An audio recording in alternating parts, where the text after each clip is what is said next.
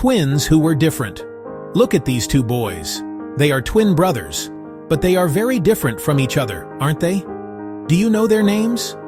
The one who loves to be outdoors, exploring the fields, is named Esau.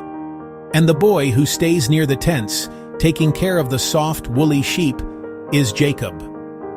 Esau was a skillful hunter. He loved the thrill of tracking animals and was very strong and adventurous. Jacob, on the other hand, was a quiet and gentle person. He preferred the calm and peaceful life at home. Esau and Jacob were the sons of Isaac and Rebekah. Their father, Isaac, was very proud of Esau.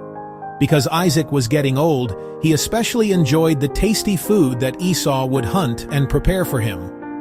Esau's strength and skill in the wild made his father happy, but their mother, Rebekah, loved Jacob the most. She appreciated his calm and thoughtful nature. She saw how kind he was and knew he had a good heart because he was such a quiet, peaceful boy. Even though they grew up together, their different paths would lead them to make very important choices. As Jacob and Esau were growing up, their grandfather Abraham was still with them. Can you imagine the wonderful stories Jacob must have heard? He would sit and listen as Abraham talked about his long life and all the amazing things Jehovah had done for him. Abraham would have shared how Jehovah promised to make his family into a great nation. These stories helped Jacob learn to love Jehovah very much. It was a special time for Jacob, learning from his wise grandfather. When the twins were 15 years old, Abraham peacefully died at the age of 175. His long and faithful life was over, but his legacy of faith lived on in his family, especially in Jacob. As the years passed, the two brothers continued to be very different. When Esau was 40 years old, he made a choice that brought great sadness to his parents. He married two women from the land of Canaan. This wasn't just about them being from a different place. The problem was that these women did not know or worship Jehovah. Isaac and Rebekah knew how important it was for their family to stay close to Jehovah. Esau's choice showed that he didn't think about these important things. It was a difficult time for the family, and it made his parents worry about the future. Then one day, something happened that would change their lives forever. Isaac was now very old, and his eyes had grown so weak that he could not see. He knew it was time to give a special blessing to his firstborn son. This blessing was a father's prayer for his son's future, a very serious and important promise. Esau, being the older twin, expected to receive this blessing. But do you remember what Esau had done years before? He had sold his right as the firstborn, his birthright, to Jacob for a simple bowl of stew. He chose something for right now over something important for the future.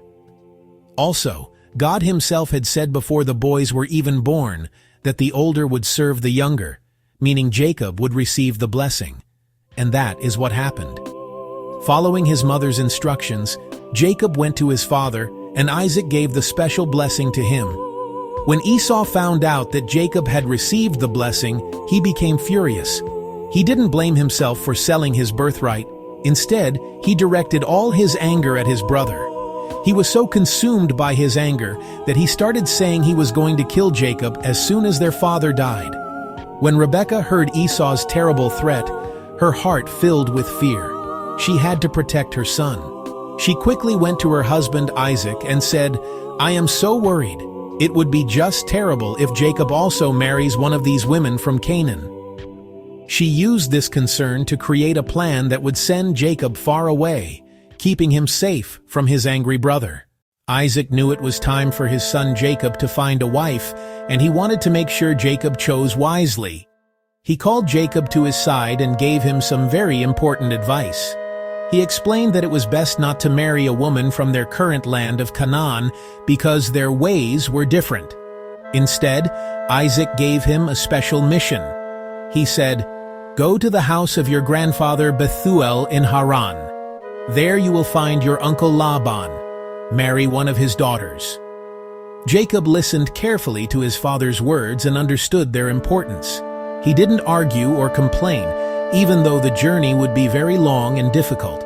He showed great respect and obedience.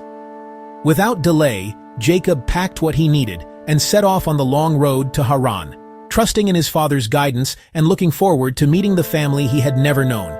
Genesis 25, 5-11, 20-34, 26-34, 35, 27-1-46, 28-1-5, Hebrews 12-16, 17.